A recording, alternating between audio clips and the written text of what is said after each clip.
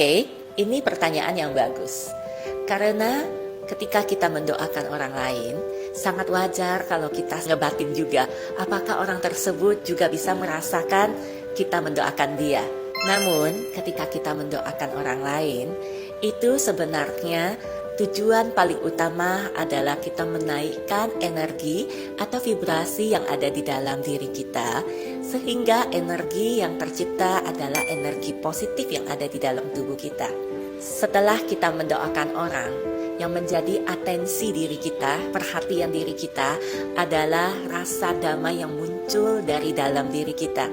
Rasakan syukur, rasakan damai, rasakan ketenangan yang muncul di dalam diri kita. Itu yang menjadi atensi diri kita, bukan orang yang ada di luar diri kita.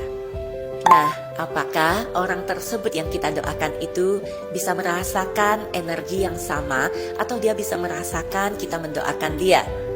Jawabannya, biarkanlah itu menjadi misteri. Biarkan itu menjadi bagiannya Tuhan kita. Kita mengizinkan sepenuhnya untuk Tuhan bekerja untuk ranahnya dia. Kita hanya bisa mengontrol ranahnya kita sendiri.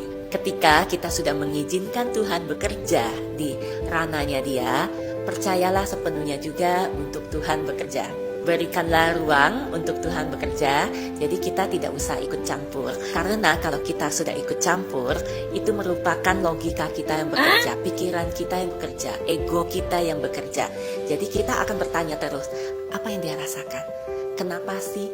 Apa sih? Nah, itu yang bekerja terus. Kadang begini loh teman, kalau dipikir, keajaiban bisa terjadi di dalam hidup kita ketika kita bisa melepaskan logika kita. Jangan terlalu banyak menganalisa, maka hidup kita mungkin akan sedikit lebih tenang. Saya berikan contoh sedikit. Kalau kamu diberi tugas oleh seseorang untuk menyelesaikan sesuatu, kamu diberi waktu misalnya, hai ibu tolong selesaikan ini ya. Kamu akan oke, saya akan selesaikan. Kalau kamu seseorang itu tidak mempercayai kamu untuk bekerja menyelesaikan tugas tersebut, dia akan bertanya terus, ibu ini udah selesai belum? Ibu ini kayak gini loh, ibu ini kenapa? Kamu akan merasa terganggu bukan? Kamu pasti akan merasa ini apa sih? Ini bagaimana sih? Kamu tidak nyaman karena dicampur terus secara detail. Begitu bukan rasanya. Nah, sama persis dengan Tuhan kita, semesta kita. Jadi kalau kita sudah percaya, biarkanlah Tuhan yang bekerja sepenuhnya. Semoga penjelasan ini dapat menjawab pertanyaan kamu. Terima kasih.